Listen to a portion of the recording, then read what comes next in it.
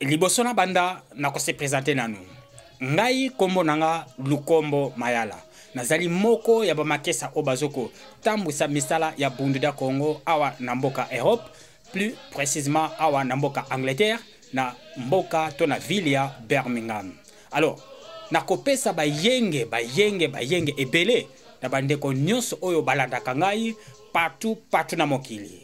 Bayenge na bino, ba mote na bino, epai nyonso bino bozwami na ngonga oyo, pe epai nyonso bozoko landelanga na ngonga oyo. Vraiment ndenge na otoloba bayenge ebele na baebanso basipotaka nga de près na musika to na ba message na ba support nyonso na ba message pe na ba félicitations pour na ko encourager nga na musala oyo tozosala. Donc yango na lobi naza vraiment très reconnaissant na kosongisa so baba yenge ebele epai bino bozwami na ngonga oyo.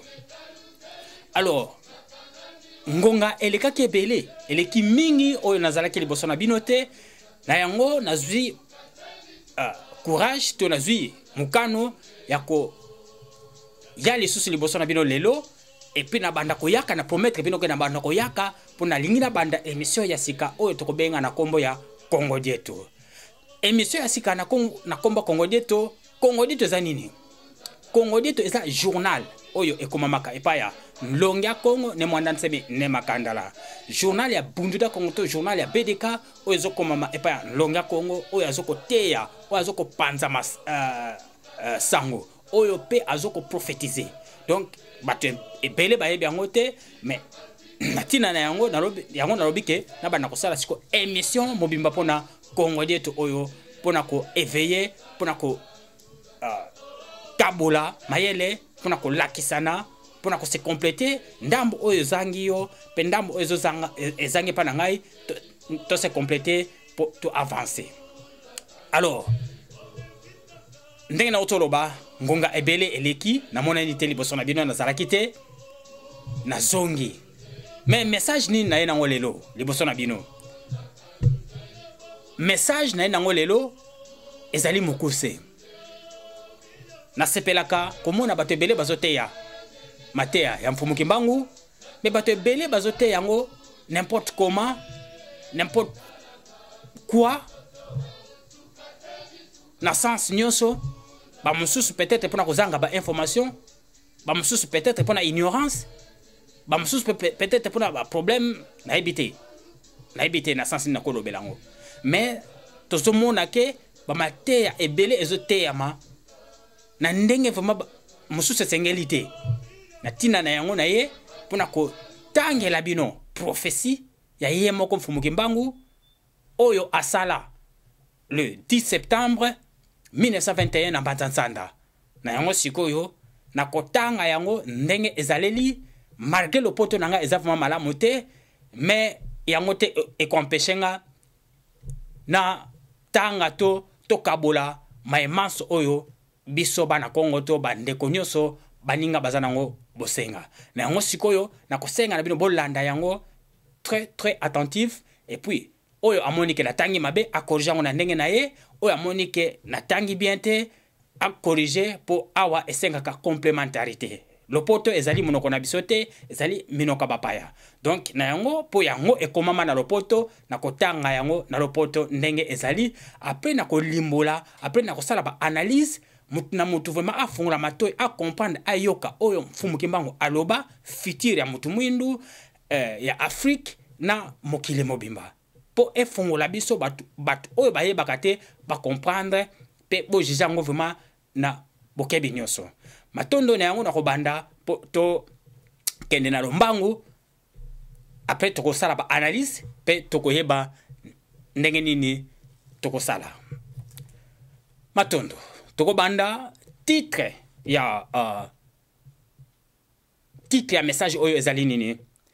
Un enseignement défi de Papa Kimbangu, samedi 10 septembre 1921 à Mbanza-Nzanda. Tokobanda.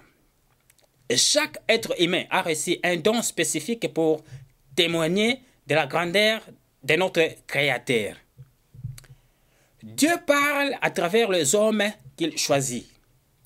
Samedi, le 10 septembre 1921, fut un jour spécifique pour l'homme noir. Tout au début du culte matinal, vers 9 h juste, Papa Kimbangu entre dans l'enclos en rameau, son visage est grave, son regard vif et il s'adressa à la foule en ces termes. Toyoka sikoyo mfumu Kimbangu alingi s'adresser na foule mukolo wana. Alinga banda ko teya ko prophétiser fitira mutu mwindu epe fitire Afrique pe mokili mobimba. Avant bakangaye. Donc voilà ce que Tolinto banda. Mes frères zimpangi amis, l'esprit est venu me révéler que le temps de me livrer aux autorités est arrivé. Tenez bien ceci, car mon arrestation commencera une période terrible d'indicible persécution pour moi-même et pour un très grand de personnes. Il faudra tenir ferme car l'esprit de notre Dieu Tout-Puissant,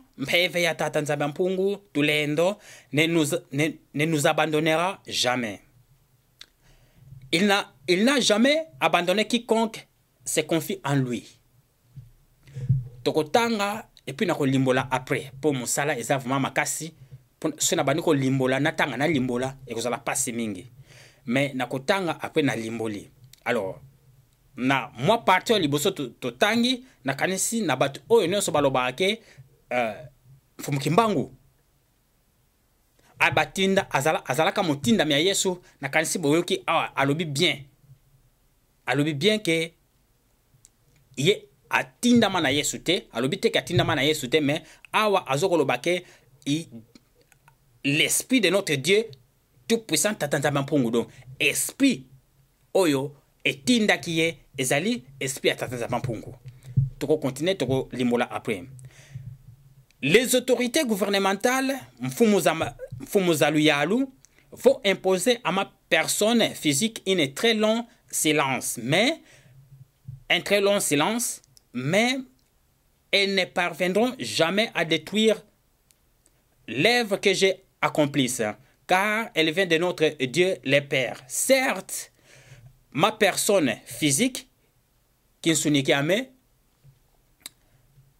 sera soumise à l'humiliation et à la souffrance, mais ma personne spirituelle, Kimpevekiame, se mettra au combat contre les injustices sémées par le peuple du monde de ténèbres qui sont venus nous coloniser.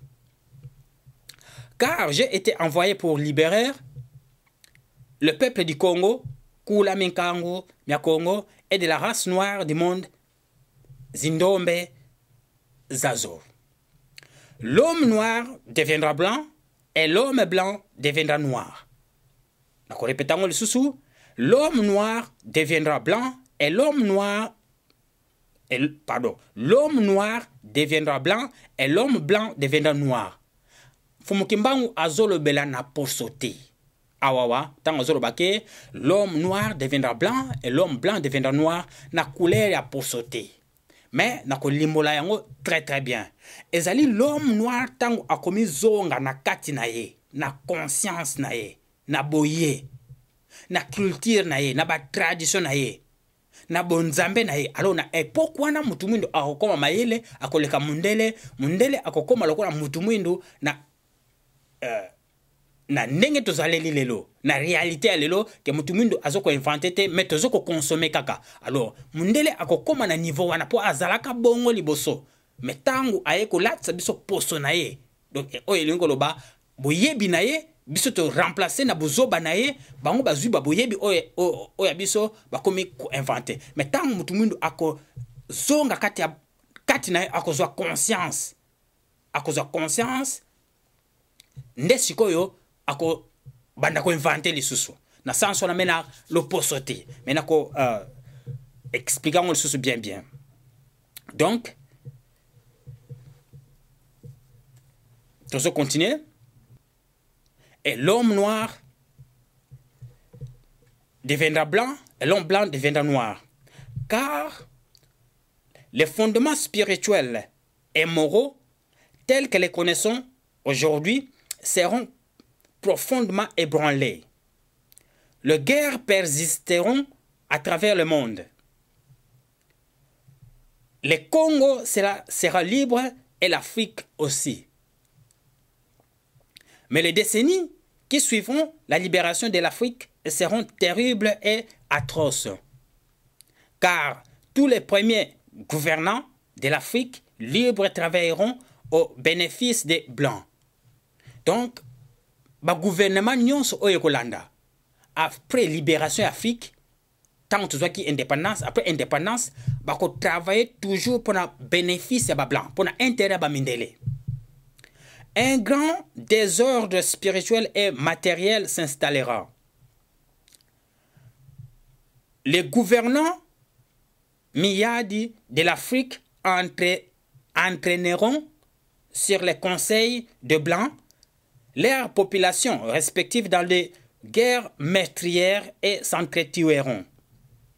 Yango tuzomona tozana ba guerre mais ba président au bazan Afrique baza toujours na sima ba mindele baza toujours combat baza na sous ordre de sous commandement ya ba mindele mais entre temps tozoko bomana biso na biso.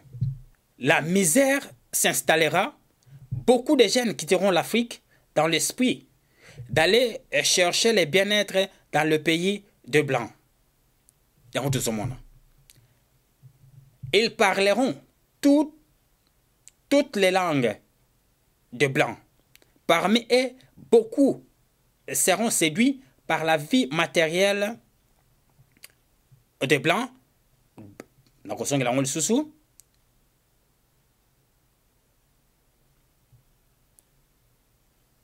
Parmi eux, beaucoup seront séduits par la vie matérielle des Blancs.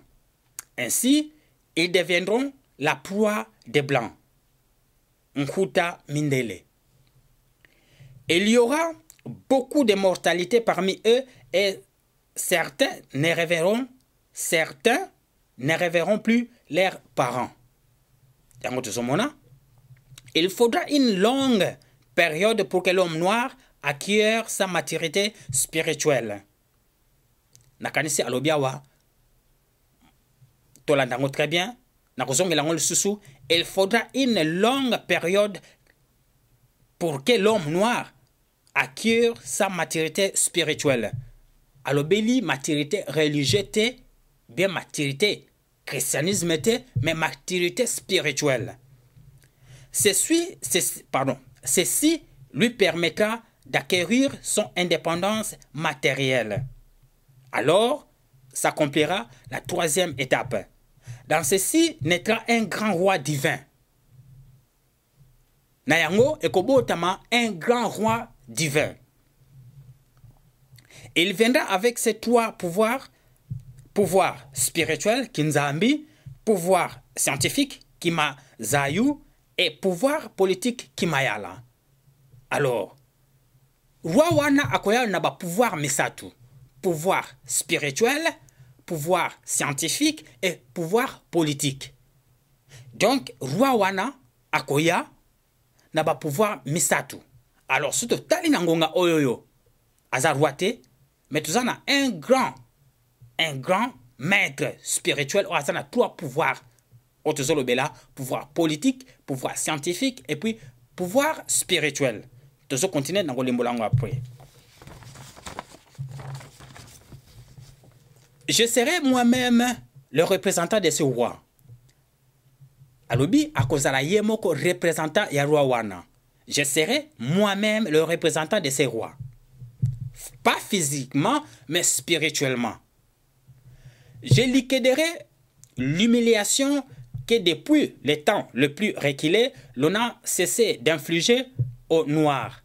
Car de toutes les races de la terre, aucune n'a été autant maltraitée et humiliée que la race noire.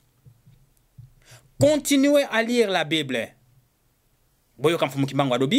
Continuez à lire la Bible. Alors, continuez à saler la Bible, mais continuez à lire la Bible.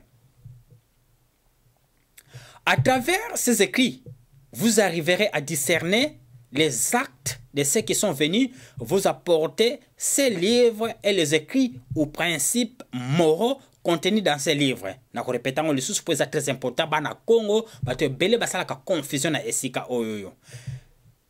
Continuez à lire la Bible.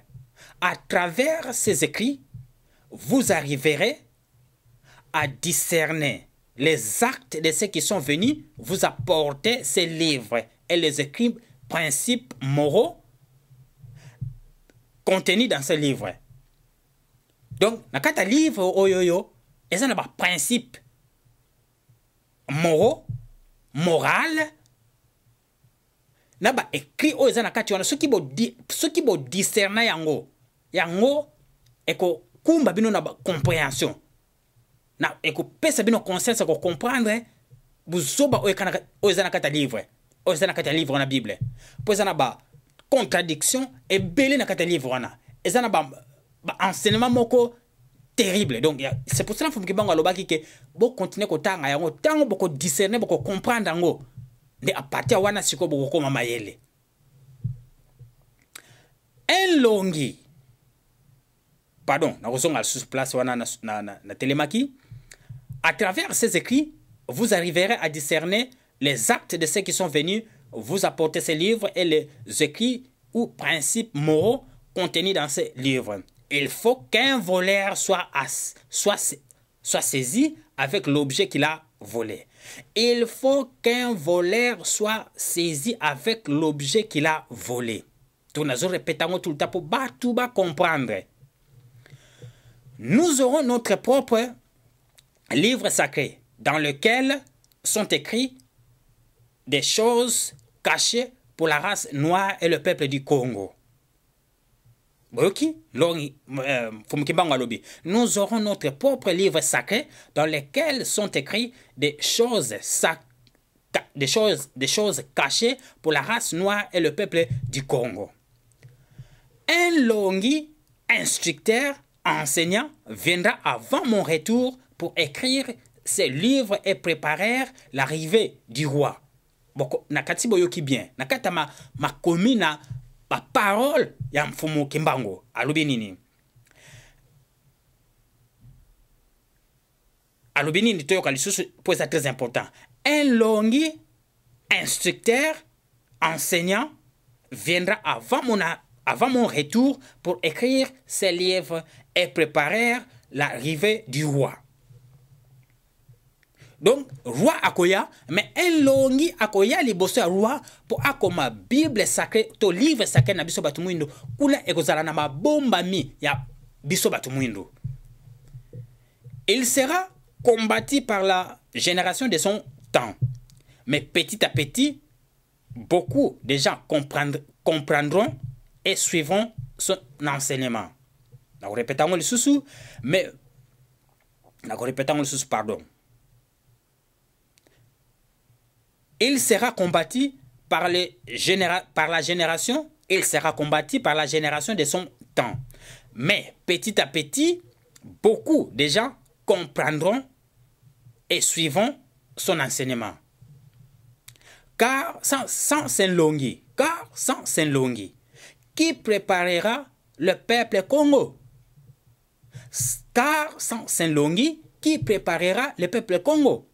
Car l'arrivée du roi sera très meurtrière et sans pardon. Alors, il faut que le peuple du Congo soit instruit avant cet événement. L'événement Mokobo est très dangereux. Mais il faut que le peuple Congo soit préparé pour l'événement. Vous ne savez pas encore ce que c'est qu'une guerre spirituelle. Quand le peuple Congo commenceront à se libérer, un pays qui osera à attaquer le Congo sera englouti sous les eaux. Nakasi bozo comprendre. O nazotanga.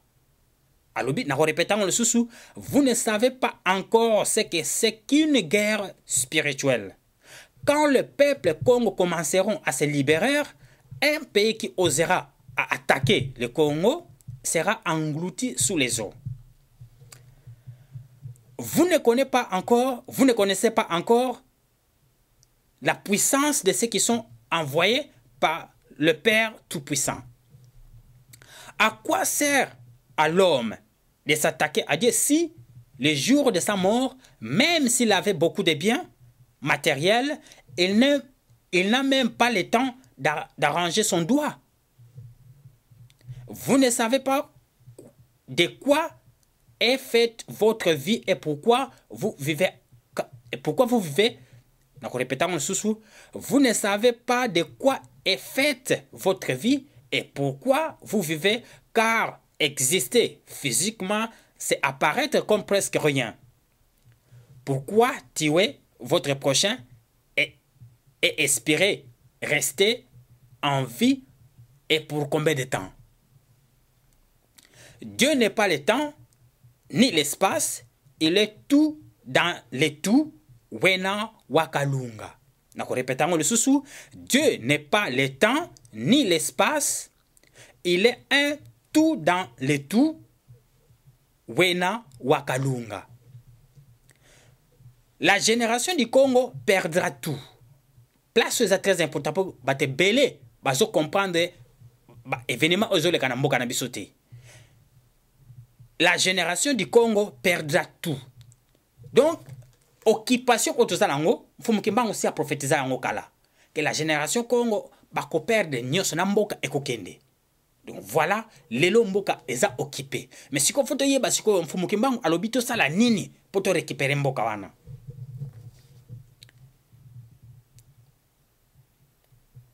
Alobi, elle sera embrouillée par les enseignements et des principes moraux pervers du monde européen. Mavanga mabisimputu. Elle ne saura plus les principes maritaux de ses ancêtres. Elle ne saura plus les principes maritaux de ses ancêtres. Yango duzomona makamu nyonso ya bakoko na biso kindoki. Elle ignorera sa langue maternelle. Elle ignorera sa langue maternelle. Alors, je vous exhorte à ne pas négliger ni mépriser vos langues maternelles. Il faut les enseigner à vos petits-enfants. Pardon, on va répéter. Il faut les enseigner à vos enfants et à vos petits-enfants. Car viendra un temps où les langues de blanc seront oubliées. Donc, Fumkimbangu a prophétisé que les gens attendent et qu'il y a des minoko oya ba mindele tuzoloba et vous allez oublier. Donc, ce qui yo la kisi mwana na yo to koko na yo munoko na yo te alors eza mawa mingi. Mais qu'il y a tant moko boye minoko nyonso oba za fier pour nakoloba lo poto ba minoko ba mindele mais boye ba yango très bien que changement tango ko ya ba minoko wana nyonso vous allez oublier. Dieu le Père a donné à chaque groupe humain, une langue qui sert comme d'une alliance de communication nsinga wa mbila. Donc, ba langue oyo ya ba koko na biso, ezali ba minoko oyo ba pesa biso comme alliance de communication na monde spirituel. Alors yo sikoyo olingaka munoko mboka na yote, olingaka loba munoko mboka na yote, olingaka laksango pe bana na yote, yebake ozoko kata lien ya communication, ozoko kata singa ya alliance ya communication entre yo na mokili ya molimo. Donc voilà importance ya munoko ya mboka.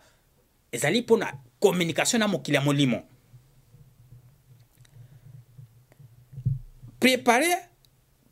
Préparez-vous à la prière.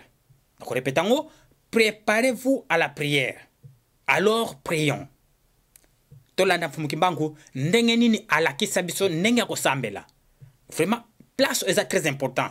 Pour battre belé balobake mfumukimba batinde pa Yesu, batinde pa Yahweh, mais awa siko tokoyoka mfumukimbangu alobi na biso to sambela nani, to sambela nzambe nini, et puis na ndenge nini, na façon nini. Donc na sens wana siko tolanda na bokebi nyonso bandeko na ngai ba o nyonso batiaka ba comprendre mateya oyo te ba comprendre sikoyo.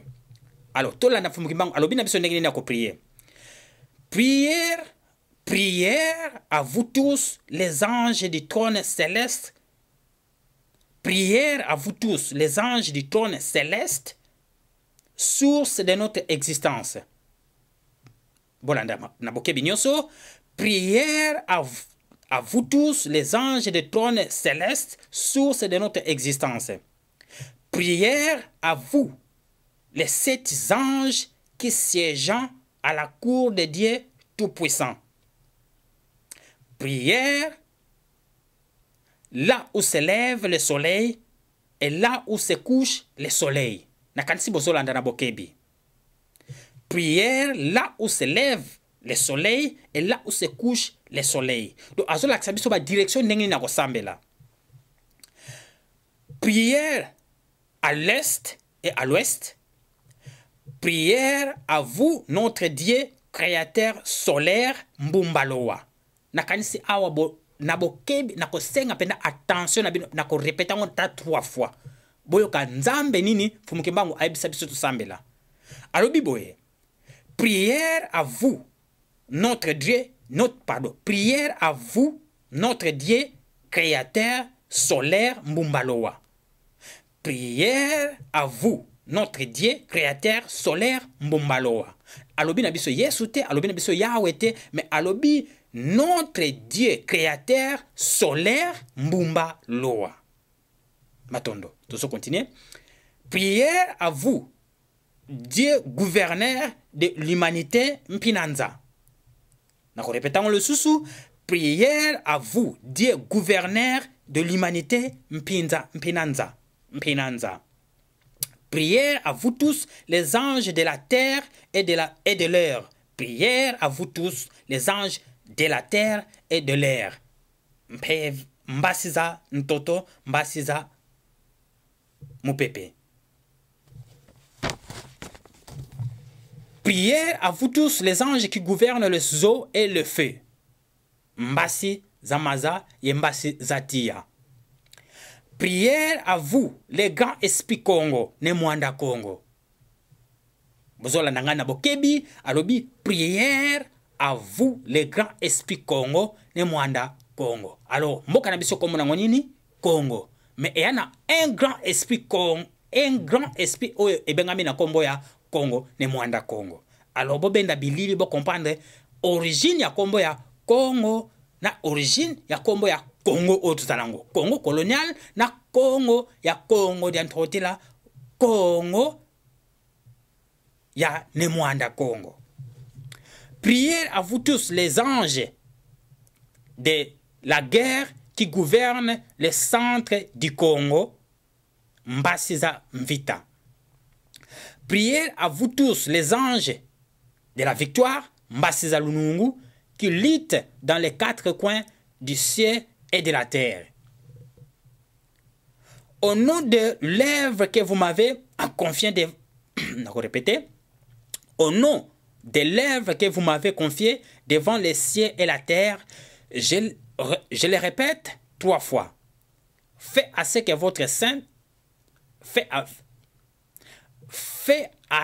votre sainte bénédiction puisse remplir les cœurs de ceux qui se lèveront pour aider le peuple du Congo. Je vous le répète encore 3 fois et je m'adresse à ceux qui mépriseront mon œuvre par l'ignorance. J'implorerai notre Père créateur afin qu'il leur pardonne et qu'il leur ouvre la voie de la compréhension. Mais gare à ceux qui vont se servir des couteaux, des flèches, des fusils, des poisons, des sorcelleries, d'envoûtement et tout autre moyen de nuisance pour causer la mort et la désolation au peuple du Congo.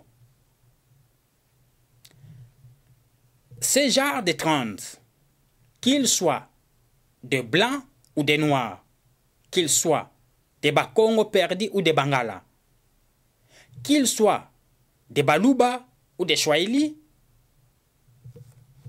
ces esprits de ténèbres,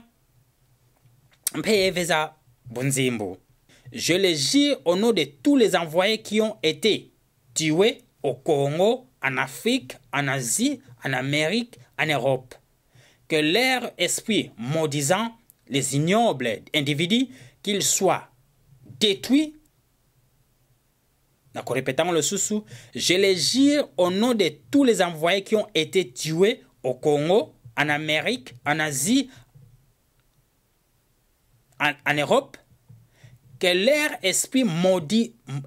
esprit maudisant les ignobles individus, qu'ils soient détruits et envoyés dans les prisons spirituelles des cieux. Nakanisi awawa, ce qui li fait le zalaka, mais le fumukimango lobike, batinda bango na li felo. Mais a fumukimango lobike, batinda bango na prison ya molimo, na mokili ya molimo, na likolo. Alors, tolongo la ba esprit to zakanango ya li felo. Mais fumukimango alobi na biso bien, que milimo wana ekende, na li felo teme ekende na prison ya molimo. Et puis sabino mo mayele. Je le demande et je le commande à vous tous les anges des cieux et de la terre, de mener un combat sans pitié contre le genre d'individus qui sont contre le progrès humain et divin. Je le répète encore 3 fois devant le ciel et la terre. Gare à ceux qui continuent à chercher la désolation dans les 4 coins du monde. Venez au Dieu le Père Tout-Puissant. Je vous appelle, ainsi que tous les anges de la guerre, Mbasezamvita, afin de conduire un combat contre ces mondes de ténèbres. Ntsiya Boubou. Gare à ceux qui continuent à renforcer l'esclavagisme et la colonisation des peuples noirs. Vous êtes un Dieu vivant. Je vous implore sans cesse. Vous êtes un Dieu vivant. Je vous implore sans cesse. Au nom du sang versé par tous vos envoyés et de leur humiliation. Je vous le demande et je vous le recommande, ô Dieu d'amour, Nzola Kalunga. Venez avec vos anges des cieux et de la terre pour détruire cette humanité de ténèbres, Mahanza Makibubu, qui continue à se moquer de votre amour majestueux. Nakasito Landi. Je demande à ce que la guerre éclate encore en Europe. Mvita Boadiaka Kumbrutu. Répétant le sous-sous. Je demande à ce que la guerre éclate encore en Europe. Mvita Boadiaka Kumbrutu. Donc, il faut me promettre que la guerre est éclatée du sous-sous en Europe. Mais na tina nini, pour que la race noire se réveille et puisse revêtir une maturité qu'elles avaient perdue depuis le temps le plus reculé. Voilà tina fumimbango alobi ke guerre et ya lisusu na mokili ya poto, guerre et ya lisusu na mokili ya poto, po ke mutu mwindu alamuka pe alata maturité oyo abungisaki depuis le temps le plus reculé. Voilà, nakasi tozola ndango na bo kebinyoso na bo kebinyoso. Que votre alliance soit sanctifiée et bénisse le peuple du Congo et la race noire de toute l'humanité. Ingeta ibobo ibobo. Nakanyesi tolandi boyoki ndenge na utotanga malgré le poto ezalaki vraiment malamu penzate, mais nakanyesi mutu nyonso ajijango oyo a comprendre ngo na ndenge ya comprendre abongisango pe o amoni ke natangi bien te ameka ko arrangeango na compréhension na ye po awa ezali complémentarité yango na sengi na bandeko ke le poto eza monoko na biso te mais ezali pona complémentarité po to se compléter na ba na o ezozanga biso pe na tant mususu na manque ya connaissance ya makambo o mfumukimango aloba alors ekosunga biso pona compréhension malamu. Nango sikoyo na kokende na moba analyse pe ko pesa moba signe de temps ndenge fumukembango ateya biso to atika prophétie oyo to tirer ba conclusion. Alors ni na koloba na prophétie oyo analyse liboso na kosala na kanisi to Holanda fumukembango bato ebele bazolo bake atinama Yesu na Yahvé, mais awa mfumukimbangu jamais atero sa déclaration ki atindama na Yahvé to atindama na Yesu. Mais atindama na tata nzamba mpungu. Molimo ya tata nzamba mpungu yango mutu tinda ye. Donc, eza clair. Toko longola ngote, toko bakisa ngote po ndenge ezaleli na mukolo wana avant mfumukimbangu baya kukanga ye, avant a se livrer. Po yende a se livrake. Ye ami pesa kimbeka. Pour peuple oye a yelaki, bazo comprendre ete, tout ça toujours distrait, inconscient, tout ça na incompréhension, alors à monique, tant ekoki a se livrer, pour na mutumususu aya, a continuer everyone. Donc c'est pour cela que mfumukimbangu, moli motango yeko yebisa keno, ekoki suko ko se livrer, et a kena ko se livrer. Alors, to landa na bokebi namo ba analyse on a kosala. Alors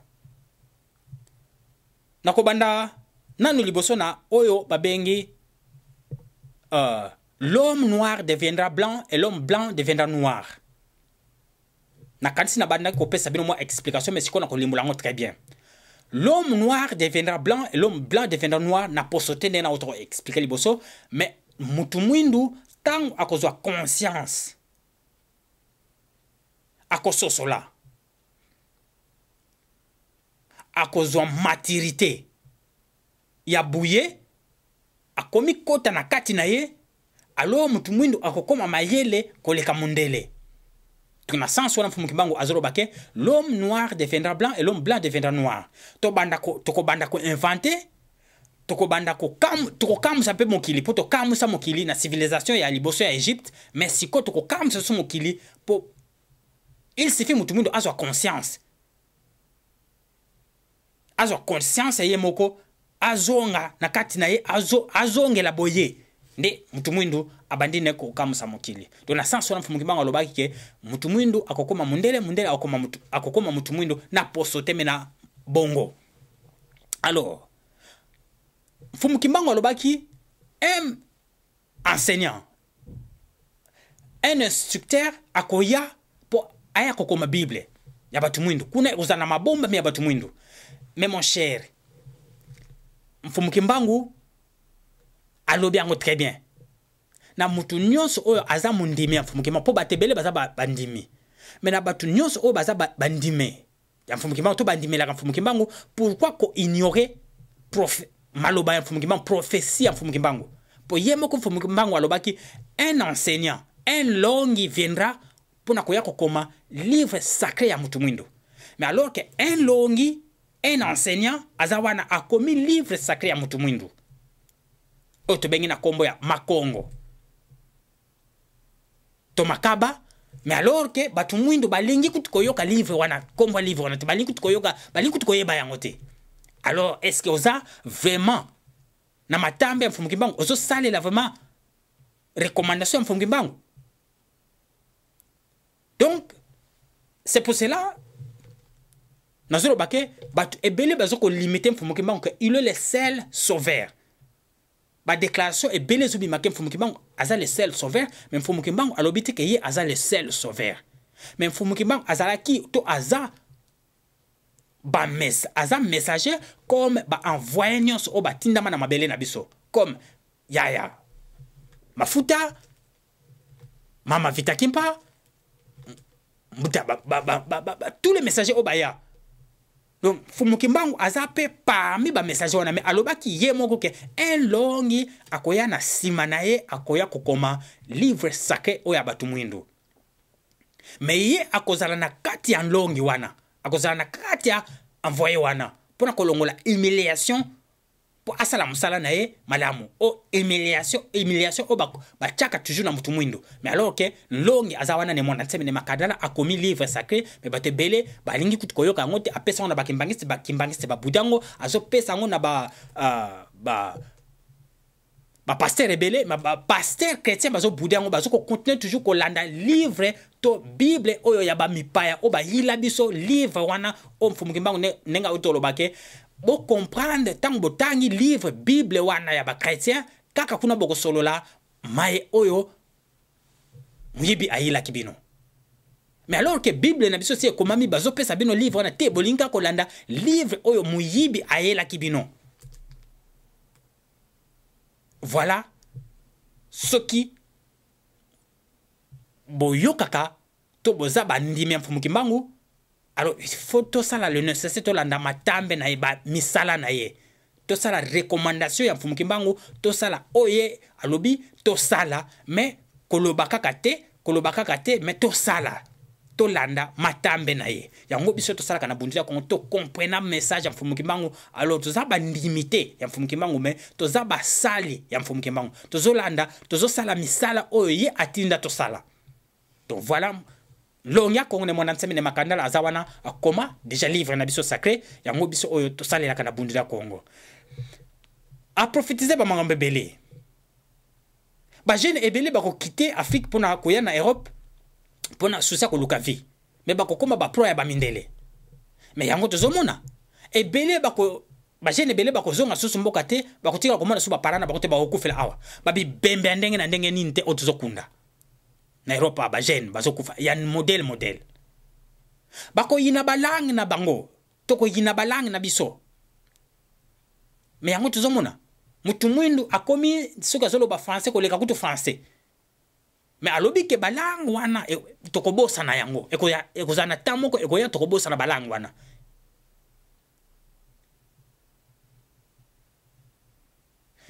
Donc Mfumu Kimbangu alobi ebele presque makambu tout oyo aloba ezoko se réaliser malembe. Mais alobi nlongi akoya mais akozala kombati na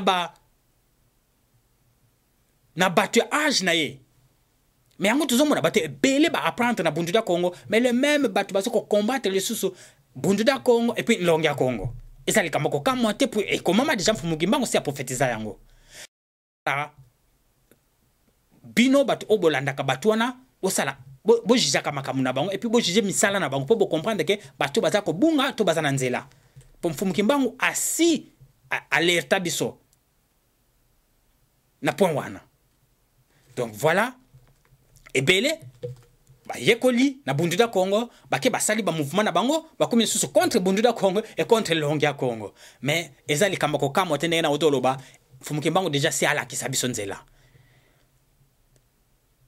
Alobi Congo toko perdre yango génération Congo bako perdre Congo. Mais effectivement yango tuzomona sous-occupé Congo eza sous-occupé na ba étranger.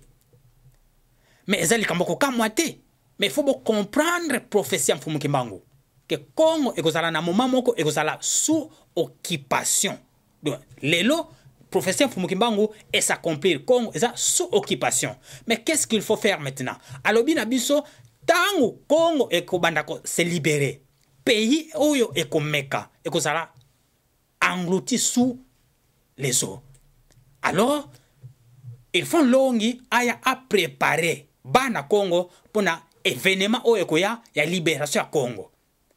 Donc biso si tu comprends ba makambo wana tozana tamo ko transition ko se préparer tout ko lana enseignement longi ko salama azo senga biso po to kokisa prophétie Mfumu Kimbangu po to kokisa prophétie Mfumu Kimbangu ya ko libérer siko Congo po Congo est déjà occupé mais il faut ko libérer ngo mais ezana temps période moko bo ya transition ya préparation ya ko mi bongisa ya ko zo ba enseignement ya ko koma matière ya ko zo conscience pona ko libérer mboka wana. Donc période yango alors na ko senga na bino bande ko nyonso o bozoko sala combat ya Congo ba combattant ba résistant ba mouvement nyonso to ba groupe nyonso ya résistance ya ba mouvement nyonso ya résistance to ya ba combattant okoki ko bundela Congo na bonzambe ya bapayate okoki ko libérer Congo na bonzambe ya bapayate le même erreur et salama banda kala. Depuis époque ya Bakasavubu na Mfumu Lumumba Mobutu Kabila père ezoko continue lelo pona nini tozo ko libérer mboka bien tozo bundela mboka na bonzambe na biso te mena bonzambe bapaya. Alors les mêmes bapaya o bazoya ko occuper biso, les mêmes bonzambe na bango pe tozo ko salela pour ko libérer Congo. Mais c'est impossible. Yango tozo mona na ba politicien na biso na soit disant ba homme de Dieu. Ba monseigneur Mosengo, ba papa Ngwanda eza na tongi mutute na lobi kaka o réalité o tozo ko yoka epa na bango moko ke tozana bitumba o tozali nango ezali guerre ya molimo ya Congo. Donc guerre ya Congo ezali guerre ya molimo. Mais est-ce que vous comprenez guerre ya molimo na guerre religieuse? Ah tozobunda guerre religieuse te mais eza guerre ya molimo. Donc eza ba bitumba moko invisible spirituel mais na bonzambe ya ba koko na biso. Na bonzambe ba payate. Pour ndenge na otolo ba le même erreur tozosala. Donc voilà. Tozo continuer. Alors, mukolo wana mfumu Kimbangu alobi tosambela. Nakanisi bolandi vraiment ndenge natangi prophétie très bien. Mfumu Kimbangu alobi ndenge nini tokoki kosambela. Nandi tokoki kosambela. Alobaki teke bosambela Yesu, bosambela Yahvé, mais alobi na biso tosambela banzambe oyo atangi. Ba ange yatangi. Na kati kuna ya ba ange wana na nzambe na banzambe wana ezali na nzambe moko te o abengami na kombo ya Yahvé. Ezali na nzambe moko te abengami na kombo ya Jésus. Mais alobi na biso to sambela notre Dieu le créateur na kombo ya Dieu solaire Mbumbaloa. To sambela l'esprit le grand esprit Congo. To sambela les anges, ya l'eau, ya mupepe, ya mai. Mais bandeko, ce qui Kimbangu batinda ka epa Yesu, e fallait aloba mokolo ke bosambela ka Yesu. Bosambela ka Yahvé. Donc ba kimbangiste o bazomema faux message que Kimbangu azalaki envoyé ya Yesu. Eza archi faux. Naba oyo nyonso bazokumbela message wana ke Kimbangu azalaki envoyé ya Yesu eza vraiment archi faux. Po boto yoka ndenge na tangi at place moko te Kimbangu aprononcaki kombo ya Yesu to ya Yahvé. Donc voilà ba fausse information oyo ezotinda biso to salaka ba image oyo. Atindi biso botalaka na east tango bozo sambela, botalaka na west, botalaka na lever à soleil, botalaka pe na coucher à soleil. Ba direction ya kosambela. Mais est-ce que na christianisme batalaka ba direction na balandaka ba direction wana? Mais pourquoi Kimbangu alobi ke un long viendra pour ya kokoma Bible na biso? Ce qui déjà bozana Bible chrétienne. Pourquoi Mfumu Kimbangu a promettre biso ke ekozala na longi akoya pona koya kokoma Bible? Ya biso batu mwindu kuna ekozala na mabomba mikaka ya biso batu mwindu.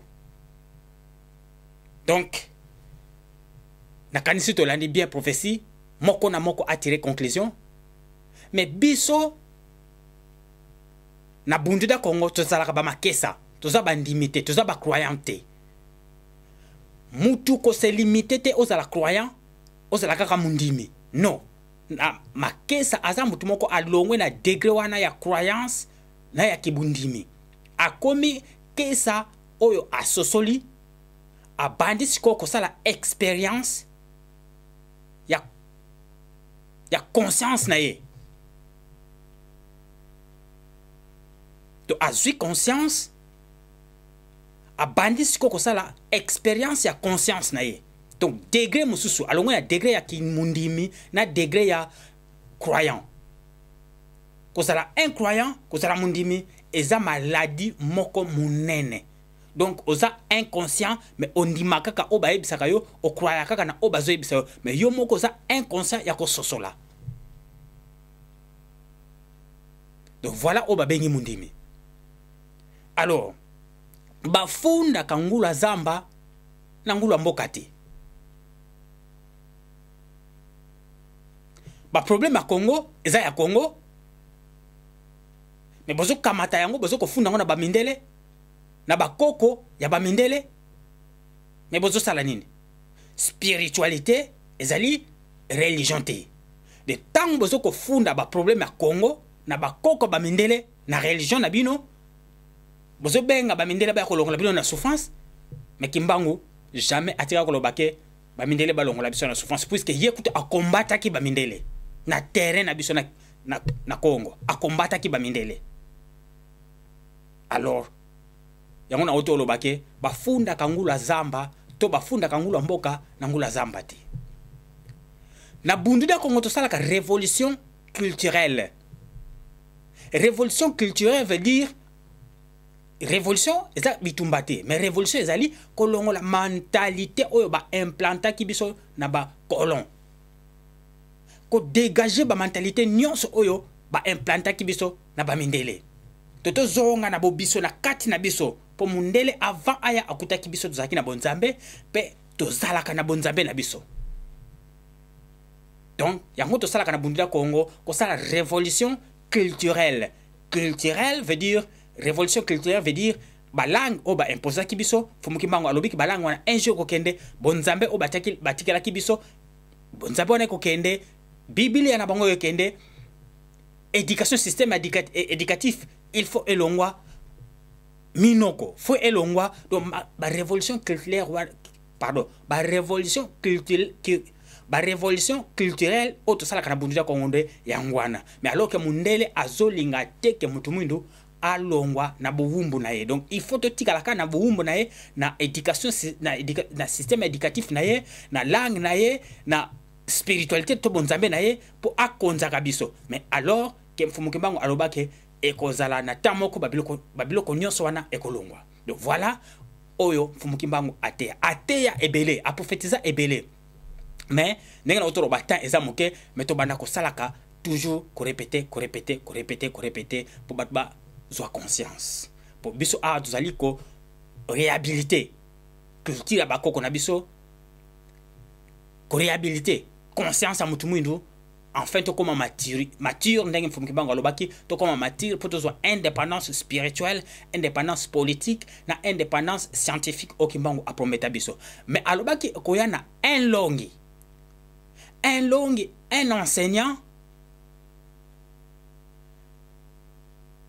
enseignant, un instructeur. Alors, longi wana siaya. Longi wana azapona ko former élite ya sika. Kongo tango ekozala libéré, ekozala diriger na bangunza. Donc il faut former ba élite spirituelle ya sika, ba élite spirituelle politique, ba élite spirituelle scientifique oyo bako diriger Congo ya sika. Tango Congo ekozala libéré, bangunza bako diriger ngo, bangunza baza banani, baza ba clairvoyant, ba prophète bako diriger Congo, mais et non ba élite oyo formée par les colons oyo ba continuer toujours ko piemboka bako diriger Congo. Non, et ça ba élite sika bako la former spirituellement, religieux, spirituellement, scientifique, spirituellement, politique. Bango bako diriger Congo na avenir. Donc tout ça na temps ya transition, ya préparation, ya changement de mentalité, mais faut tout ça là conduire na longue oyo aye pour na ko former élite wana sika pour na ko pesa directive ya sika pour que tolongo la Congo na occupation oyo tozana ngolelo. Donc voilà, on a meka ki ko lakisa bino na esika o balobi ke longi akoya ko former ba élite ya sika. Donc c'est pour cela bundula Congo eza persécuté na minute nyonso po balingite élite wana oyo longi il faut a former ba tika longi asala musala ne puisque ako former élite wana kozala makasi trop na bango bakokuka ko combattre ngote. Donc voilà ba adepte nyonso bundula Congo bazoka formation po bakoma ba élite ya sika o bako diriger mboka na avenir. Na koloba momo ke longi ne mwanda nsemi azanani mingi bazolo banabiso de mwana nsema azoko mélanger politique azo mélanger spiritualité na bonzambe na politique azoko travailler na parlement mais longi azana parlement d'abord biso mutufu asala mutu faut asala pour assez supporter. Alors long azawan asalaka aza membre ya parlement mais aza ministre ya gouvernement te. So aza un député aza ministre ya gouvernement te, mais il aza député national, donc il aza a travailler comme un député mais aza membre ya gouvernement te. Donc musala na ye asalaka ya ki député ba nommé na peuple mais et non par un gouvernement, donc à travers un gouvernement te. Donc c'est ça oh ba tumingi ba comprendre raté pourquoi ne mwana nsema na parlement ne mwana nsema azawana il faut à travailler pour améliorer ça yemoko. Deuxièmement, ba messager ebele ba yaka epana biso, mais toujours biso kaka ba tuto de trahir ka bango biso kaka ba toujours tozalaka contre bango tozo combattre bango, alors que ba mindele batonga déjà prison kuna na Kivu, pardon na shaba kuna epa bakanga kimbango liboso ba si batonga déjà prison, il fallait que bakanga ne mwana nsemba ke chaye kuna. Alors ne mwana nsembe soki azala ki député tete na parlement mais lesi bakanga ye mais lesi akenda kuna, alors aza wana pona ko bénéficier protection, pour bénéficier un peu de la protection physique na ye na constitution mboka. Donc constitution ezo protéger comme biso to ko protéger bantu mwana biso te, mais ba arabe image a pas makaka ba dessiner ya prophète na bango Mohamed, mais bitumba batu bakufa mais kaka ko dessiner image ya prophète na bango okomona ndenge bakoyila yo, mais biso malheur na biso, donc yango to ko protéger bantu mwana biso te. C'est pour cela ne mwana nsema bango très bien, donc il faut sikoyo à jouer stratégie à bénéficier de la protection ya constitution mboka pour biso batu mwindo mawatro tout ça toujours ba ignorant. Donc na batu onyo so batu na ke pourquoi ne mwana nsema za na parlement azawana pona yango pour à travailler yomoko amilesa azala protéger na constitution mboka azawana amelanjaka politique bonzambe na science po azana trois pouvoirs wana oyo mfumu kimbangu aloba ke mutu oya kolanda akozana na trois pouvoir politique, pouvoir spirituel na pouvoir scientifique. Donc eza ba indépendance misatu wana oyo ne mwanda nsemi ayili biso. Donc ba indépendance misatu wana tozolo bela pouvoir misatu wana aza wana pona ko initier élite sika nenga na utoroba ba scientiste spirituel, ba homme politicien, ba homme politique spirituel na ba futur religieux spirituel oyo il faut ba diriger mboka. Donc azana ba trois attributs wana ya nzambe, ba attributs wana nzambe aza moko mais na trois différents à fonctionner na trois différents degrés.